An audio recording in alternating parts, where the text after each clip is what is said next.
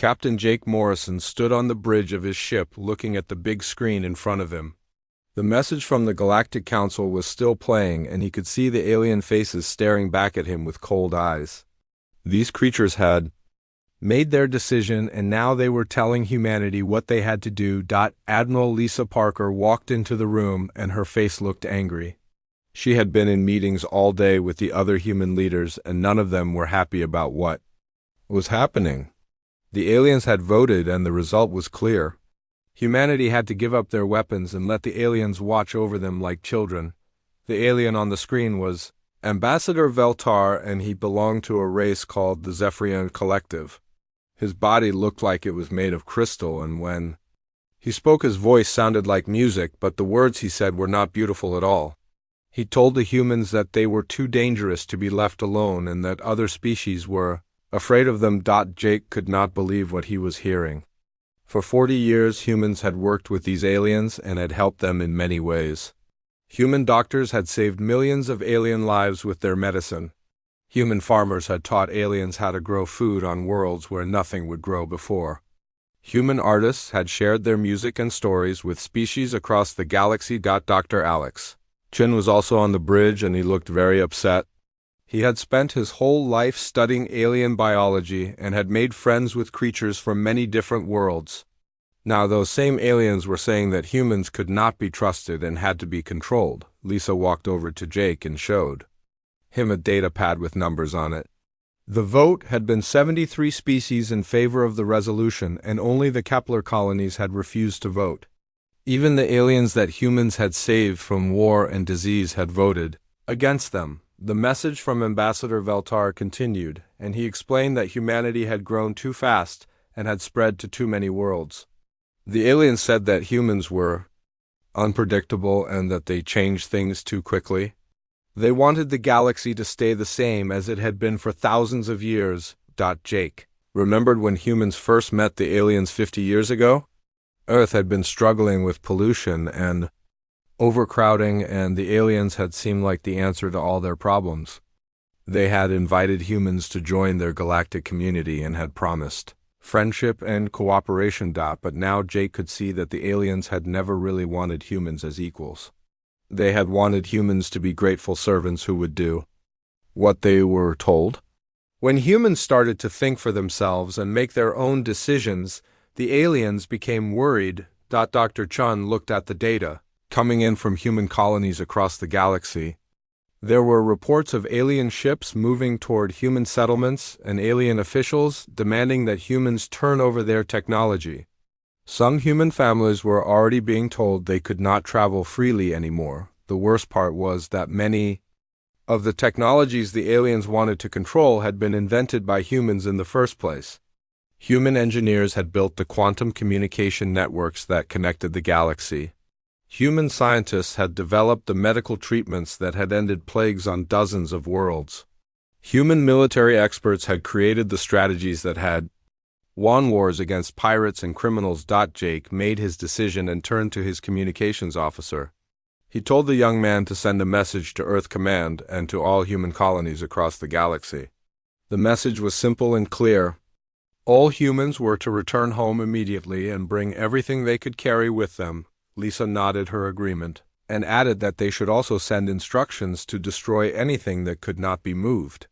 If the aliens wanted humans gone, then they would get exactly what they asked for. But they would not get to keep the benefits of human knowledge and hard work. The bridge crew began working quickly to coordinate the massive evacuation. There were hundreds of thousands of humans living and working on alien worlds, and they all needed to be brought home safely. It would be the largest movement of people in human history. As Jake watched the alien ambassador finish his speech, he felt a mixture of sadness and anger. Humans had tried to be good neighbors and had shared everything they had with these creatures. In return, they had been treated with suspicion and fear, but Jake also felt something else. He felt pride. Humans had built amazing things and had helped so many people. If the aliens did not want them around, then humans would go somewhere else and build something even better. The screen went dark as the alien message ended, and Jake turned to look at his crew. These were good people who had dedicated their lives. to exploration and discovery. They deserved better than to be treated like criminals by creatures who had never done anything but maintain the status quo. Jake gave the order to set course for Earth, and his ship began to move. Behind them, the alien space station grew smaller and smaller until it was just another star in the darkness. Humanity was going home, and they were taking their future with them. President Karen Williams sat in the Oval Office looking at the cameras that would broadcast her message to the entire world. She had spent the last 3 days meeting with military leaders and scientists to plan what would be the biggest evacuation in human history. Every person on Earth needed to know what was happening and what they were going to do about it. The red light on the main camera turned on, and Karen began to speak. She told the world that the aliens had made their choice and that humanity would make theirs. Operation Homecoming would bring every human citizen back to Earth and the solar system. No one would be left behind on alien worlds. Fleet Admiral Ryan Tucker was already working on the massive job of organizing the evacuation. He stood on the bridge of his command ship, the UES Liberty, and looked at the holographic displays showing human settlements across 47 star systems. Each dot of light represented thousands of people who needed to come home. The numbers were staggering. Mining operations in the Vega system employed over 50,000 humans. Research stations orbiting Proxima Centauri housed the galaxy's best scientists. Agricultural colonies in distant systems fed not just humans but dozens of alien species. All of these people and their work would have to be moved. Dr. Nicole Foster was in charge of making sure that humanity took everything valuable with them. She had been Earth's chief technology officer for the past 10 years and knew exactly what human innovations meant to the galaxy. The aliens wanted humans gone, but they probably expected to keep using human technology. Nicole had other plans. She sent orders to every human facility in the galaxy, telling them to pack up everything they could carry and destroy everything they could not. If the aliens wanted humans to leave, then they would get nothing in return. The first sign of panic came from the Arcturian system, where humans had built and maintained the quantum communication networks. These networks allowed instant communication across thousands of light years and connected every major alien civilization. When human engineers began shutting down the systems, the networks went dark. Ambassador Veltar contacted Earth Command. Within hours of the first shutdown, his crystal face showed worry as he demanded to know why the humans were destroying vital infrastructure. The response from Earth was simple. The humans built it, and the humans could take it away. Colony Commander Steve Hayes oversaw the evacuation of New Geneva, which was humanity's biggest agricultural world in the Tau Ceti system. The planet produced enough food to feed 17 different alien species and had been doing so for 20 years. Now Steve was watching his people pack up seeds, soil samples, and farming equipment. The work was careful and thorough. Every piece of human technology was cataloged and prepared for transport. The atmospheric processors that had made dead worlds livable were dismantled and loaded onto cargo ships.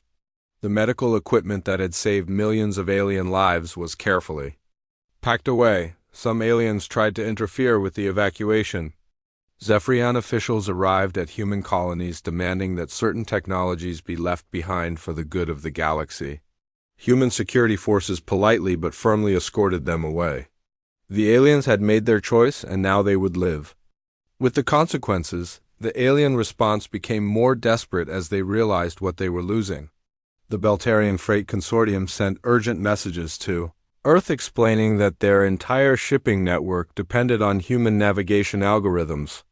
Without these systems, their cargo ships would take months to travel distances that currently took days. Dr. Elena Martinez was packing up her medical research when alien officials tried to stop her. Her work on cellular regeneration could save lives across 17 different species. The aliens argued that this knowledge belonged to the galaxy and could not be taken away. Elena showed them her research notes and explained that everything was in her head anyway. The evacuation ships began arriving at human colonies, and the process of leaving started in earnest.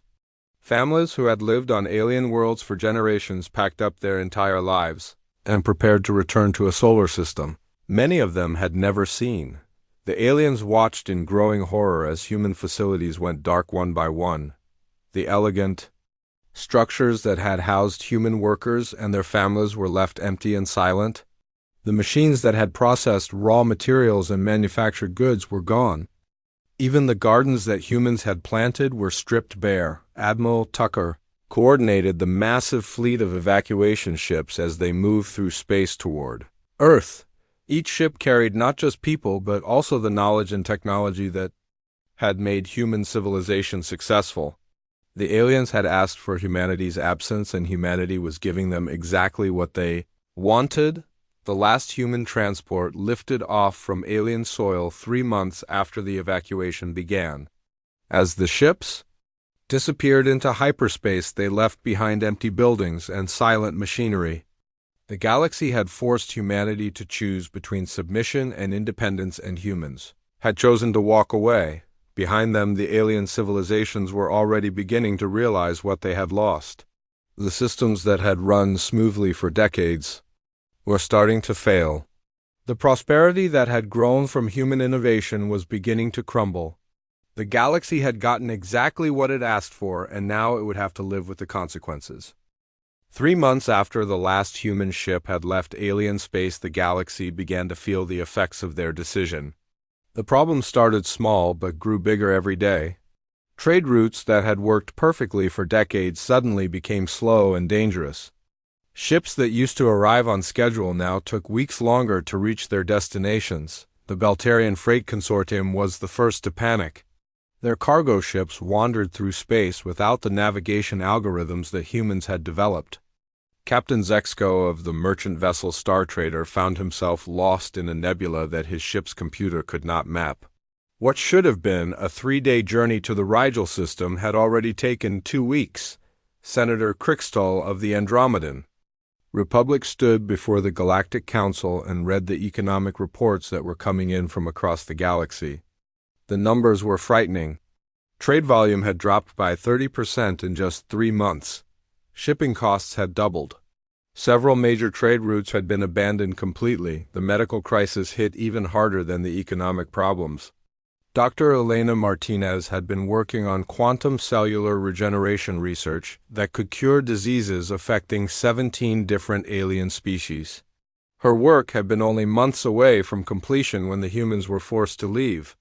Now millions of patients faced certain death from conditions that human medicine could have cured.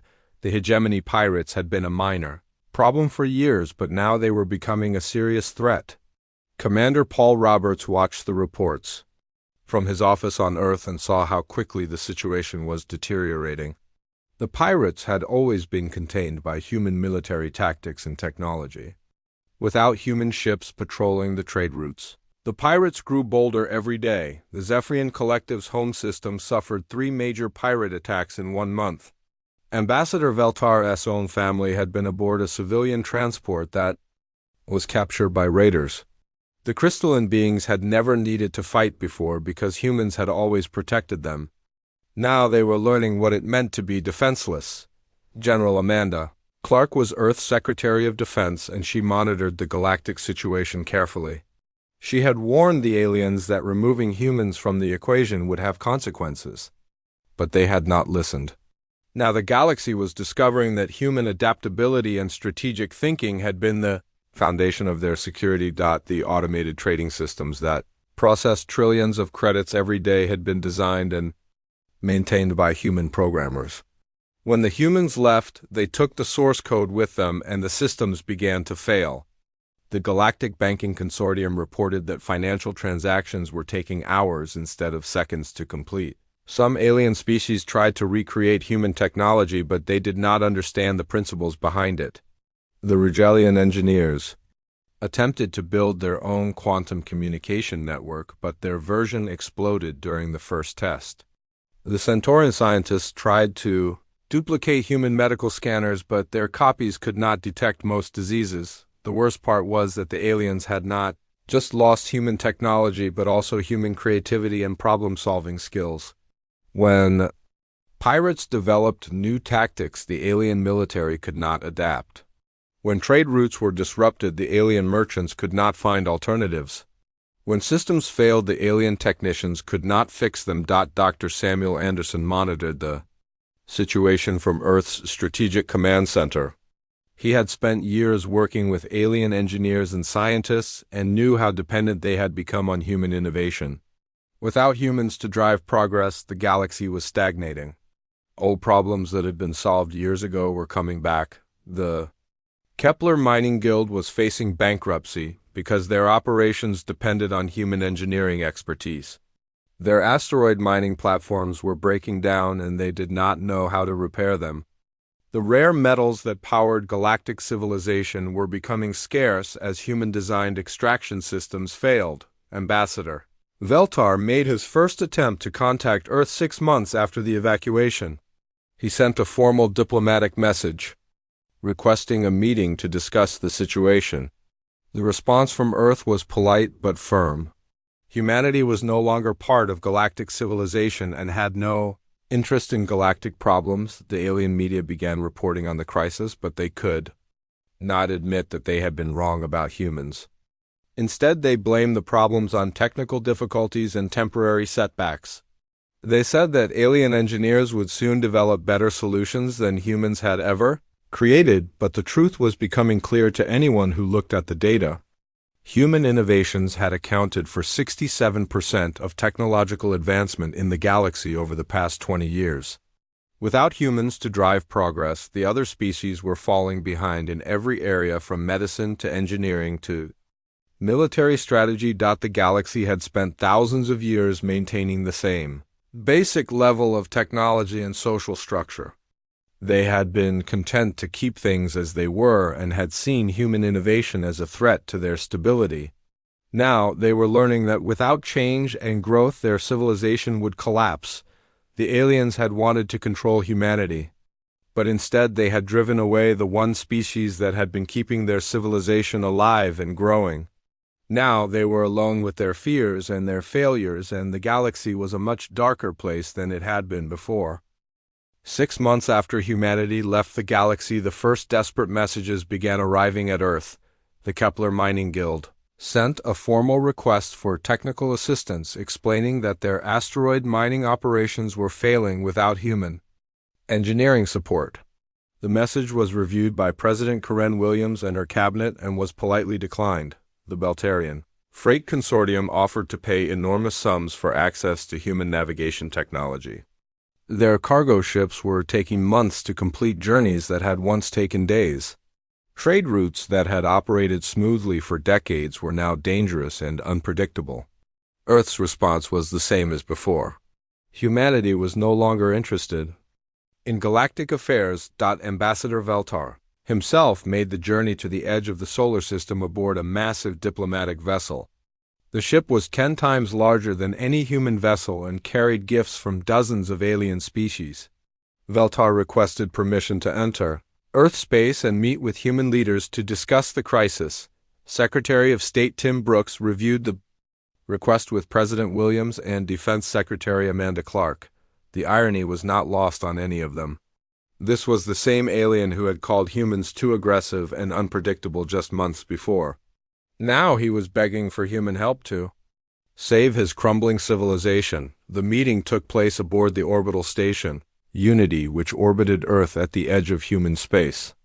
Ambassador Carolyn Miller led the human delegation and made it clear that this would be a short conversation. The humans had work to do and did not have time for lengthy diplomatic negotiations. Veltar's crystalline features had dulled noticeably since his last appearance. The confident alien who had spoken before the Galactic Council now looked worried and desperate.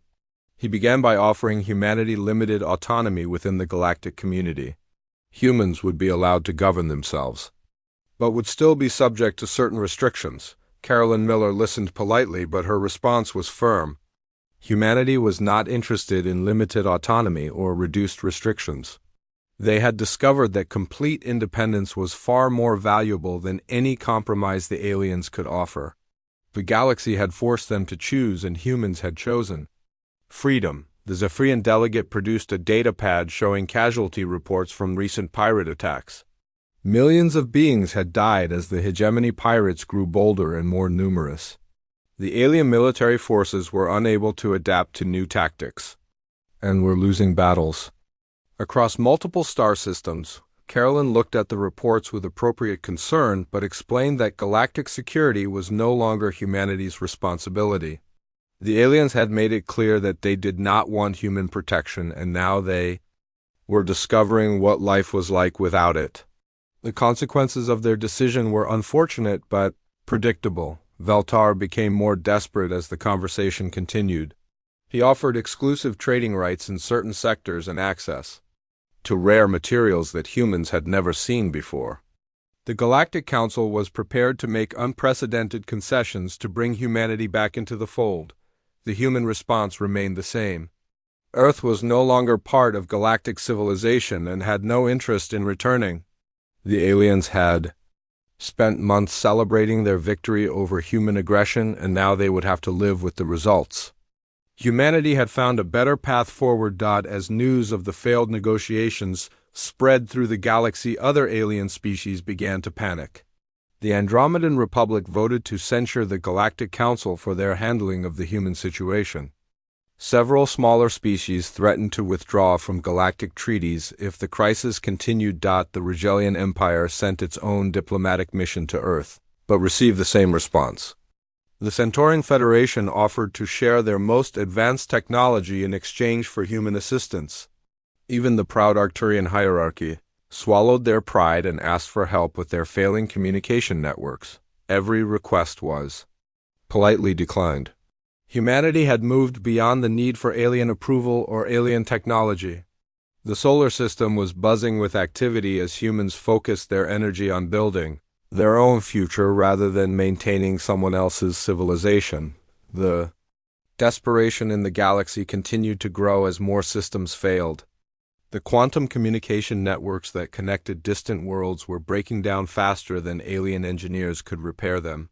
Medical facilities across hundreds of worlds were closing as alien doctors proved unable to treat diseases that human medicine had easily cured. The economic collapse was accelerating as automated trading systems continued to fail. The Galactic Banking Consortium reported that several major currencies were becoming worthless as confidence in the galactic economy evaporated. Entire star systems were considering leaving the galactic community to fend for themselves. Ambassador Veltar made one final desperate plea before leaving human space. He broadcast a message to the entire galaxy admitting that the Council had been wrong about humanity. The aliens had let fear and jealousy blind them to the truth. Humans had never been a threat to galactic stability, but had been the foundation of it. The admission came too late. President Williams responded with a message that was broadcast across the galaxy explaining that humanity appreciated the gesture but was no longer interested in galactic membership.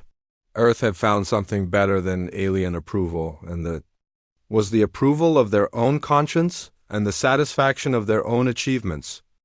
1 year after humanity left the galaxy, the situation had become worse than anyone could have imagined. The hegemony pirates were no longer just a criminal organization but had grown into a massive fleet that threatened entire star systems. Their leader, Captain Morgan Lewis, broadcast messages across the galaxy, taunting the alien governments and promising that their reign of terror was just beginning. The pirate fleet had somehow acquired advanced weapons and shield technology that looked similar to human designs but with dangerous modifications. Dr. Samuel Anderson studied the intelligence reports from his office on Earth and immediately recognized what he was seeing. Someone had been selling the pirates corrupted versions of human military technology. The Galactic Defense Force was being destroyed in battle after battle. Without human tactical expertise and advanced warships, the alien military had no idea how to fight an enemy that used guerrilla tactics and superior technology. Every engagement ended with alien ships being captured or destroyed while the pirates grew stronger. Captain Lewis had been a human mercenary who had refused to return to Earth during the evacuation. He had stayed in alien space and had quickly realized that there was profit to be made from the chaos. His ship, the Void Reaper, had become the flagship of a pirate army that controlled dozens of star systems. The revelation that corrupted human technology was being used against them sent shockwaves through the remaining galactic powers. Not only had they lost humanity's protection, but inferior copies of human innovations were now being turned against them by their enemies. The irony was bitter and the consequences were deadly. The Zephyrian Collective's home system fell to the pirates. After a 3-day battle, Ambassador Veltar escaped in a damaged transport ship and watched his crystal cities burn from orbit. The beings who had lived in peace for thousands of years were now refugees fleeing from enemies they could not fight. The Andromedan Republic tried to negotiate with the pirates, but Captain Lewis laughed at their offers. He told them that the galaxy had shown him what happened to those who tried to work within the system. The aliens had driven out the only people who could have stopped him, and now they would pay the price for their mistake. The economic collapse accelerated as pirate raids destroyed trade routes and captured cargo ships. The Beltarian Freight Consortium declared bankruptcy after losing half their fleet to pirate attacks. The Galactic Banking Consortium froze all interstellar transactions as currencies became worthless and governments fell. Dr. Elena Martinez monitored the medical crisis from her new laboratory on Luna. The cellular regeneration research that could have saved millions of alien lives was now being used to develop new treatments for humans. She felt sorry for the alien patients who were dying, but she had tried to help them before, and they had rejected her efforts. The Kepler Mining Guild sent desperate messages to Earth explaining that their entire operation had shut down without human engineering expertise they could not maintain their equipment or extract the rare materials that powered galactic civilization. Several alien species were facing shortages of basic resources. Ambassador Veltar made a second journey to Earth, but this time he came not as a proud representative of the Galactic Council, but as a broken leader whose civilization was dying. He broadcast a message to the entire galaxy admitting that the Council had been completely wrong about humanity and begging for forgiveness. The Galactic Council met in emergency session and formally rescinded Resolution 2847, which had demanded humanity's subjugation. They offered complete restoration of human membership in the galactic community along with full technological exchange agreements and massive reparations for the forced evacuation. President Williams reviewed the offer with her cabinet and military advisors. The aliens were offering everything they had previously refused to give and were promising to treat humanity as equals. The terms were generous and would have been acceptable a year ago, but now they seemed inadequate. The response from Earth was broadcast across the galaxy and was heard by billions of beings who were desperately hoping for salvation. President Williams spoke directly to the camera and thanked the aliens for their offer, but explained that humanity had to respectfully decline their invitation to return. She told the galaxy that humans had built something better in their own solar system and that they no longer needed anyone's permission to exist. The year of independence had shown humanity that they were stronger when they stood together as one species rather than trying to please alien masters who would never truly accept them. The final rejection sent waves of despair through the galaxy. The aliens had offered everything they could think of, but it was not enough. Humanity had moved beyond the need for galactic approval and had found something more valuable than alien friendship. They had found their own strength and their own purpose. Captain Lewis celebrated the news by launching new attacks on alien worlds. The pirates knew that without any hope of human intervention, they could do whatever they wanted. The galaxy had made its choice, and now it would burn for it. 2 years after humanity left the galaxy behind, Earth had become the center of something amazing. The solar system buzzed with activity as humans built new colonies and developed technologies that surpassed anything the galaxy had ever seen. Without alien regulations or interference, human creativity had exploded into achievements that seemed almost magical. Dr. Rebecca Campbell stood on the observation deck of New Terra Station and looked out at 3 fully terraformed worlds that had been barren rocks just 2 years before. The Genesis Project had turned Mars, Venus, and Europa into garden worlds where millions of humans now lived and worked. The transformation had taken less time than any alien species thought possible. The Irony was not lost on anyone. In trying to contain humanity, the aliens had forced humans to become completely self-sufficient. Every challenge had been met with innovation, and every problem had been solved with determination. Earth no longer needed anything from the galaxy. Because humans had learned to make everything better themselves, Commander Lewis had become the most successful security contractor in human space. His company protected the mining operations on Titan and the research stations in the asteroid belt. He often laughed when he thought about how the aliens were now paying premium rates for human protection, while humans were too busy protecting themselves to care. The human colonies produced energy shields that were stronger than anything the galaxy had seen. The medical technology coming out of Earth's laboratories could cure diseases that had plagued alien species for centuries. The ships built in Luna's orbital yards could travel faster and farther than any vessel in galactic space. Admiral Ryan Tucker had retired from active duty but still monitored galactic communications from his home on Ganymede. The reports coming in from alien space told a story of complete collapse. The Galactic Council no longer existed as member species withdrew to protect their own worlds. The great civilization that had ruled the galaxy for millennia was breaking apart. The pirate armies, led by Captain Morgan Lewis, had conquered over 40 star systems and showed no signs of slowing down. The aliens had no effective response to the human military tactics being used against them. Their proud fleets were being destroyed by enemies who understood warfare better than they ever could. Dr. Elena Martinez had perfected her cellular regeneration research and had moved on to even more advanced projects. Her team was developing technology that could extend human lifespans by centuries. The aliens who had rejected her help were still dying from diseases that humans now considered minor inconveniences. The most successful human enterprises were the ones that had nothing to do with the galaxy.